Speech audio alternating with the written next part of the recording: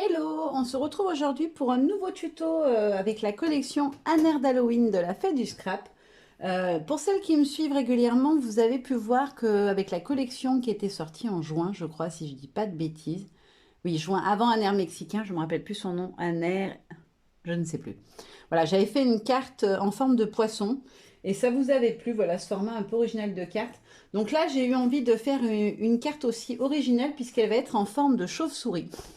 Oui, oui, c'est bizarro, je sais peut-être, mais je trouvais l'idée rigolote.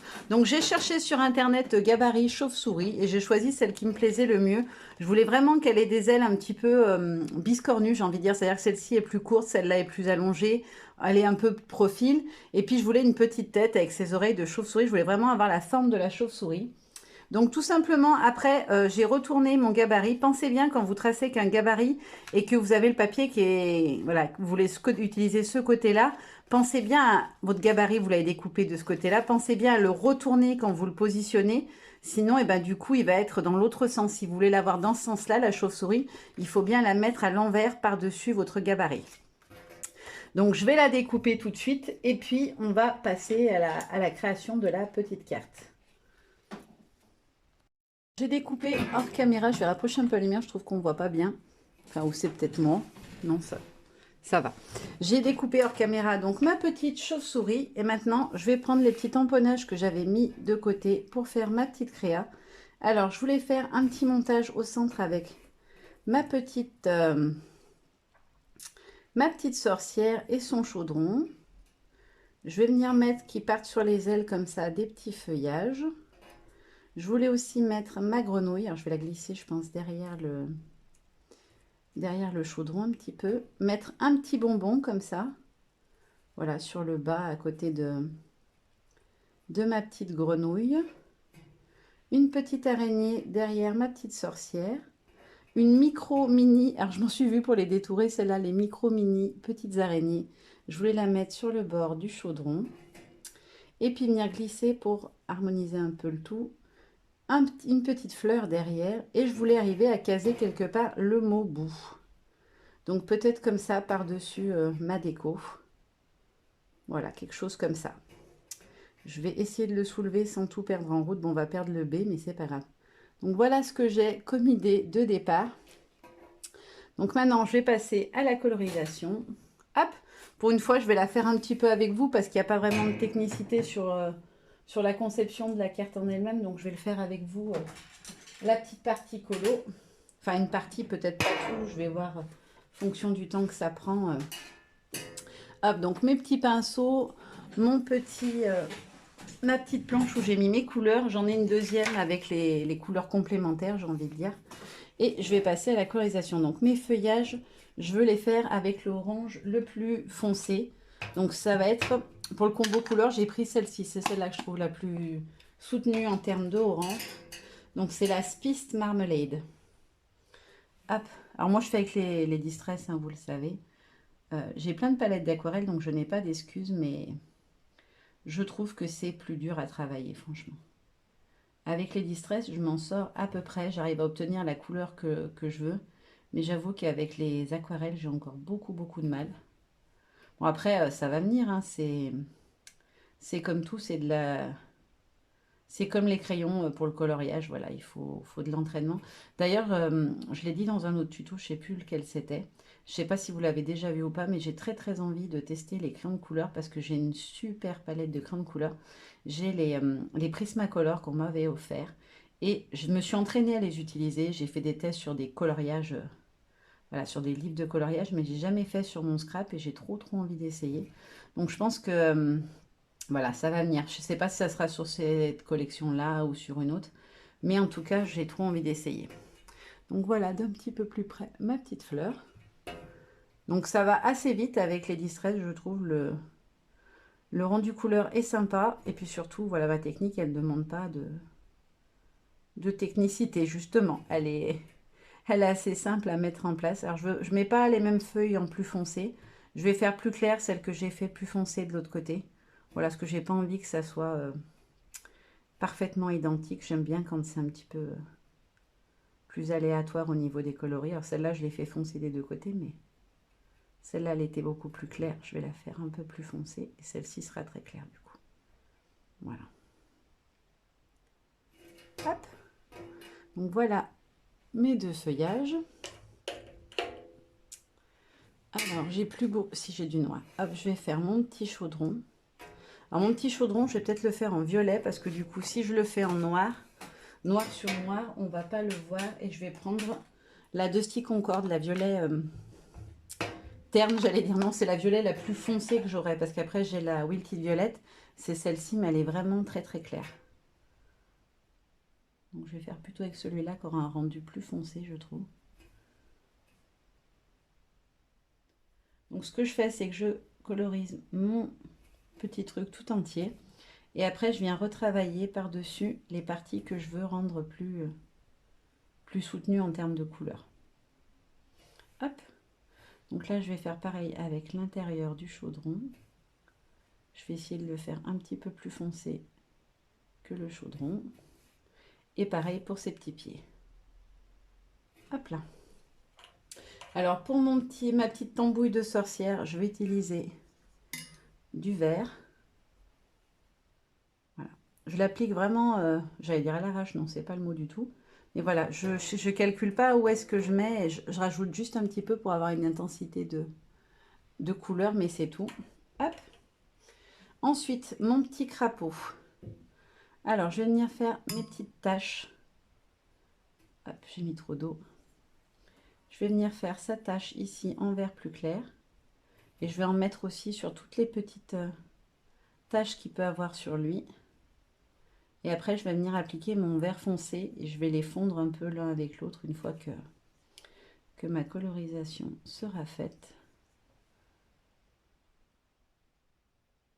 Hop là. Donc là, j'ai pris le Twisted Citron. C'est celui-ci, le vert très pétant. Et là, je vais prendre mon autre papier, enfin mon autre petite feuille plastique. Et je vais utiliser la Peel Paint, qui est un vert beaucoup plus forêt, j'ai envie de dire plus foncé. Donc c'est celle-ci. Et je vais venir faire le corps de ma petite grenouillette. Vous voyez, il a un vert beaucoup plus foncé. Alors je repasse en fait par-dessus ce que j'ai déjà colorisé. Elles vont quand même ressortir plus claires parce que... Hop. Alors je ne passe pas non plus volontairement dessus, mais si je passe dessus, c'est pas gênant du coup. On les verra quand même. Enfin, je trouve qu'on les voit quand même. Hop. Donc voilà ma petite grenouillette. Hop là. Donc, je me suis rendu compte que je n'avais pas passé partout avec le vert clair. Il y a des petites zones où j'ai oublié, donc je vais revenir travailler dessus. Hop, j'en remets un peu aussi sur mes taches. Parce que du coup, c'est de l'encre à base d'eau, donc quand vous venez appliquer de l'eau, ça éclaircit. Donc ça permet de les faire ressortir. Hop. Donc petite grenouillette. Et maintenant, on va faire la fleur. Alors la fleur, je vais la faire en orange, mais dans un autre ton d'orange, un orange plus... je sais pas comment dire ce qu'il est plus... Il est différent. C'est la... vous voyez, c'est pas du tout la même teinte d'orange. Je sais pas si ça rendra à la caméra, mais il n'est pas du tout de la même couleur. Et c'est celle-ci. Elle est censée être beaucoup plus punch que celle-ci quand on voit la jaquette. Et en fait, pas du tout. On est sur un orangé qui est quand même assez clair. Alors, il peut être sympa, mais il est beaucoup, beaucoup plus clair quand même. Ensuite, je vais reprendre ma Twisted. Je vais en remettre un peu sur ma petite feuille plastique. Et je vais venir faire mes petites feuilles. Hop là. Parce que je ne veux pas mettre 50 verres, 2, je trouve que c'est pas mal. Voilà ma petite feuille. Je vous la mets à l'envers, vous n'allez rien voir. Et on va terminer avec notre petite sorcière. Alors elle, je veux la faire dans les tons de violet. Ouais, de violet. Je vais juste faire son petit chapeau avec la Rite Persimmon, donc qui est un orange rouge. Hop. Parce que je trouve que ça ira pas mal pour une petite sorcière. Alors là, je l'ai vraiment laissé se diluer au fur et à mesure la couleur, donc elle va être beaucoup plus claire sur l'avant, son chapeau.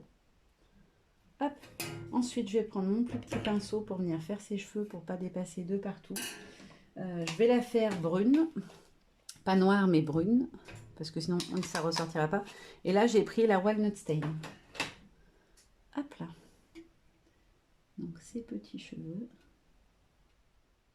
Alors là, je travaille des toutes petites zones. C'est pour que... j'ai trop d'eau sur le pinceau. C'est pour que j'ai bien la même nuance de brun, que ses cheveux soient bien bruns, que ça soit pas trop dilué au bout d'un moment et qu'il reste quand même bien brun. Voilà.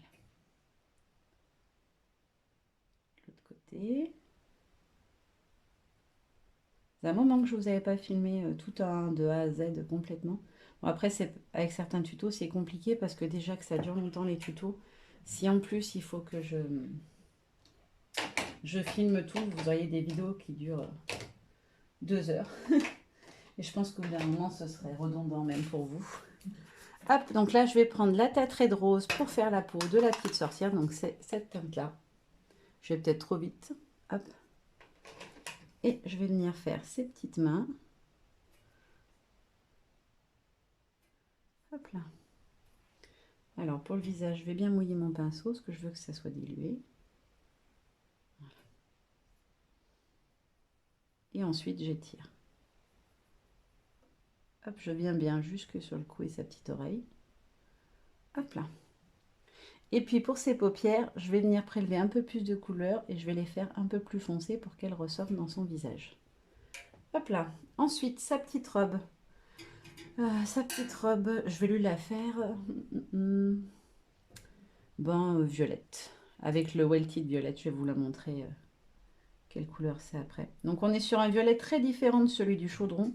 C'est pour ça que je me suis permis de les mettre côte à côte parce que du coup on n'aura pas la même teinte, on n'aura pas du tout le même rendu couleur. La Wilted, elle est beaucoup plus claire et beaucoup plus vive, je trouve, au niveau du coloris. Hop là. Bon, sans le faire exprès, j'ai colorisé sa main avec.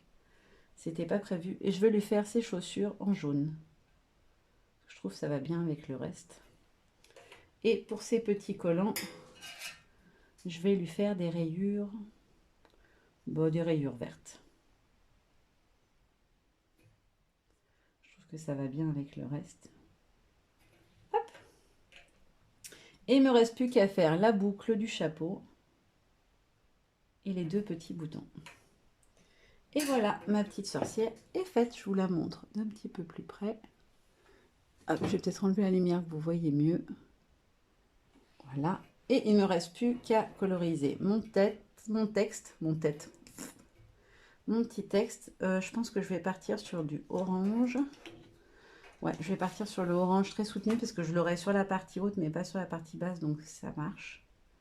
Je voudrais pas que ça fasse ton sur ton à des endroits, donc voilà, je vérifie quelle couleur colle le mieux.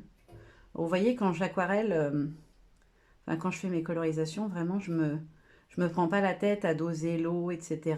parce que c'est des choses qui étaient contraignantes pour moi et qui, du coup, donnaient jamais de toute façon ce que j'avais envie. Donc, je mets ma couleur. Si c'est pas assez soutenu, je viens reprélever et je repasse un peu par-dessus. Et surtout, j'essaye de faire quelque chose qui me plaise à l'œil, mais sans contrainte, j'ai envie de dire. Voilà pour ça. Et ensuite, il me reste à faire mon petit bonbon. Donc, je vais prendre le rouge orangé que j'ai utilisé pour le chapeau de ma petite sorcière. Hop là. Alors, je vérifie parce que j'ai l'impression que je ne suis pas dans le champ. Hop. Comme je me suis étalée, voilà. Et dessus, je vais faire sa petite étiquette. De quelle couleur je vais la faire, l'étiquette du bonbon? En violet, le violet très clair. Parce que ça ressortira. Voilà, donc je vous montre mon petit bonbon. Ah, s'il veut bien. Voilà. Et l'alphabet, je pense que vous le voyez. Donc maintenant, on va passer à l'assemblage et au collage. Hop là. Le temps qu'on colorise les différents éléments, l'avantage c'est que ça sèche très vite. Donc je vais pouvoir tout coller. Hop, je fais un petit peu de place. J'essuie l'eau que j'ai mis sur la table.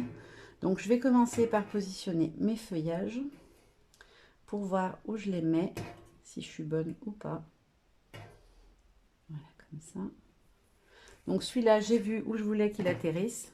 Je vais juste recouper la tige parce que je vois tout de suite qu'elle est beaucoup trop longue. Mon stylo colle. Là. Il était bien rangé. Généralement, quand je filme des tutos, je mets tout le matériel dans des petits pots juste à côté de moi pour pas perdre de temps à tout chercher. Sauf que c'est plus à leur place habituelle et du coup, je me demande si finalement je devrais pas y laisser là où c'est, même si c'est un peu plus loin de moi. Parce qu'au final, à chaque fois, je les cherche de partout. C'est vrai que ça serait dommage de faire simple et de les trouver tout directement. Non, non, moi je les cherche pendant 10 minutes. Alors qu'en général, ils sont juste à côté de moi pour vous montrer, voilà. J'ai un petit pot sur le côté droit, voilà, où je mets tous les petits ustensiles que j'utilise, sauf ceux que j'ai déjà sortis. Et au final, je passe mon temps à chercher où ils sont, alors qu'ils sont juste à côté de moi. Alors, mon feuillage, je le remonte un petit peu. Et je viens le plaquer, voilà, comme ceci. Je vais faire pareil de l'autre côté avec l'autre feuille. Je vais recouper un petit peu la tige parce que pareil, elle est archi longue. Hop.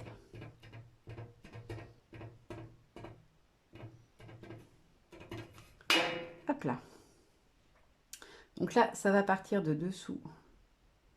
Mon petit... elle s'est sauvée, ma feuille. De dessous, mon petit crapaud. Hop là. Donc après, je replaquerai, hein, c'est pas très grave. Je vais venir prendre mes 2 rouleaux de scotch et mon petit ciseau à scotch qui lui aussi... Ah bah il est bien rangé lui aussi. Bon bah décidément, j'avais tout rangé en fait avant de filmer celui-là.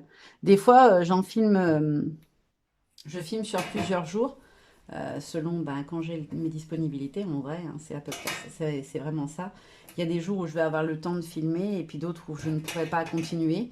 Surtout quand voilà, là j'ai pas fait de coupure sur la vidéo donc je la filme d'un bloc.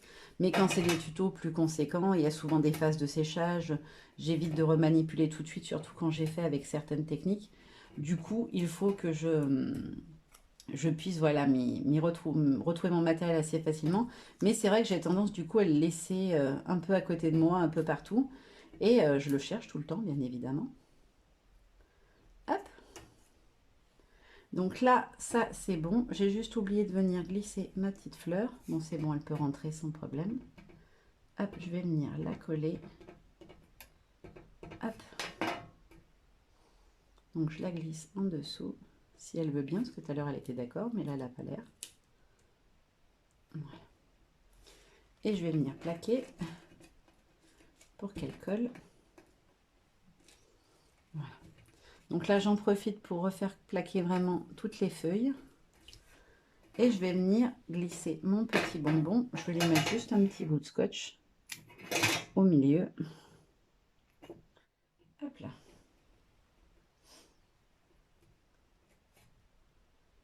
Hop. Donc je vais le mettre comme ça devant mon chaudron. Et maintenant je vais venir voir si je peux arriver à coller mon bout. Ouais, si, ça va le faire. Je veux pas qu'il dépasse de trop non plus. Donc je vais coller que la partie supérieure. Je ne sais pas si ça va tenir ou pas. J'ai un doute. Mais on va tenter. Donc, hop. Je le plaque bien. Et après, je vais essayer de ne pas le bouger tout de suite. Le temps que ça sèche. Hop, je vais faire pareil avec le deuxième haut. Hop. Je le pose juste. Je viendrai plaquer après. Et la partie haute de mon B.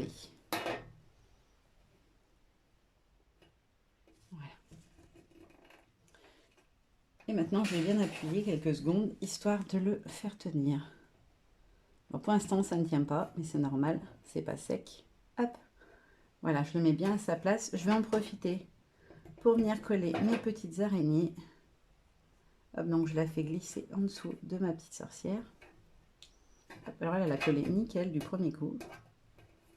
Hop là. Et la deuxième, la toute petite, sur le bord de mon chaudron.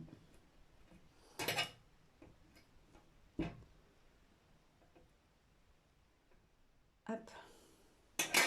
Voilà, ma petite carte chauve-souris est terminée. Oh, franchement, c'est trop mimi. Genre, non, je me fais pas de compliments sur la carte en elle-même, mais j'aime vraiment trop l'idée d'avoir une petite carte en forme de chauve-souris pour Halloween. Je trouve ça rigolo. Moi, je suis je suis une petite fille pour certaines choses, c'est-à-dire que j'adore les trucs comme ça. Alors, je vous la montre d'un petit peu plus près. Je vais peut-être vous enlever la lumière quelques secondes que vous voyez vraiment les couleurs. Et voilà, notre petite carte chauve-souris est terminée. J'espère que ça vous aura plu. Je vous fais plein de gros bisous. Je vous dis à très bientôt. Bye bye.